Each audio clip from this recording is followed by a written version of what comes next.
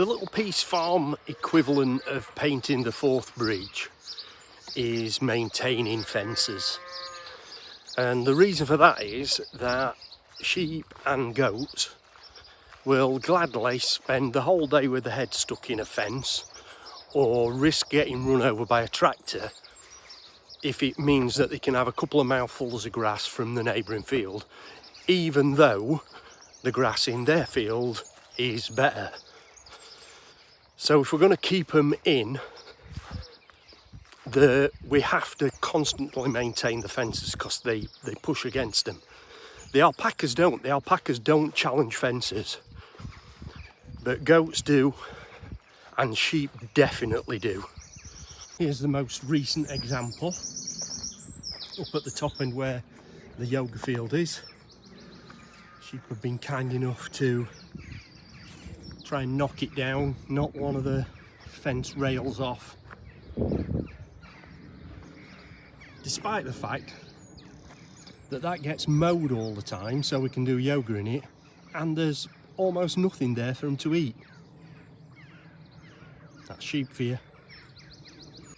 I found this footage on Google Earth, and it's taken from before we got this farm. And as you can see, it's just basically a bare field.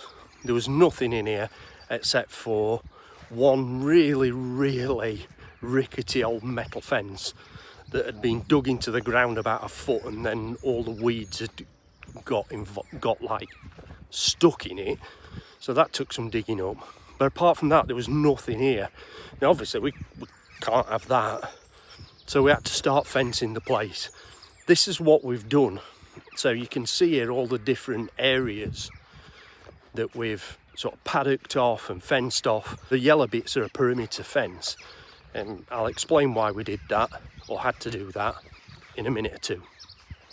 The perimeter of the top field where the sheep usually are, we've moved them out of here just at the moment so they can get some fresh grass. But the perimeter at the top is hedge, which looks lovely, but the problem is, number one, hedges have holes in, and number two, even where they haven't got holes in, the sheep make them by eating the hedge. So we had to fence that completely to stop like the sheep were just getting out onto the road. And down at the bottom end of the field, where currently the alpacas are, that's like a lot of areas around here, dry stone wall. Dry stone walls are a work of art, I think, but any self-respecting sheep or goat will be over them in 10 seconds. So we had to put something up to stop them getting over that as well. The first paddock we did was this one for the goats.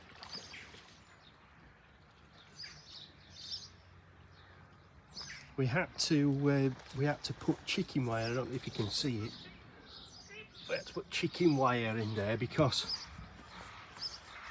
it took the pygmies about 30 seconds to escape from this marvellous paddock when we first let them in there. So this is the paddock for the ducks and geese. The geese respect it. Oh, there are the ducks just having the morning bath. Yeah, the geese respect it, but the ducks don't give them monkeys. They just fly straight out and do their own thing. And this is the current situation. All the way round the perimeter.